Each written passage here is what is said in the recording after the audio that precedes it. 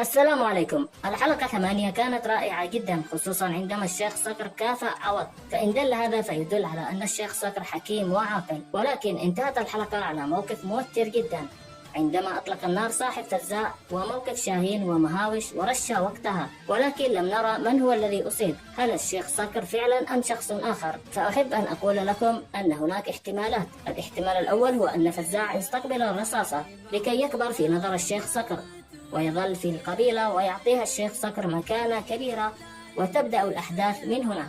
أما الاحتمال الثاني هو أن الطلقة تصيب الشيخ صقر ولكن في مكان ليس بخطر، ويتم إسعافه إلى المستشفى الذي توجد فيه زوجة أخوه سليمان، وتكون هي تعرف أن الشيخ صقر هو أخو زوجها ويتعرف عليها. والاحتمال الثالث هو أن هداس عندما أخبره أن فزاع سيأتي وأخبر الشيخ صقر، والشيخ صقر عرف أن فزاع هو ذياب وعمل حسابه. والاحتمال الرابع والأخير هو أن مكناس من أطلق النار. ما هي توقعاتكم أنتم؟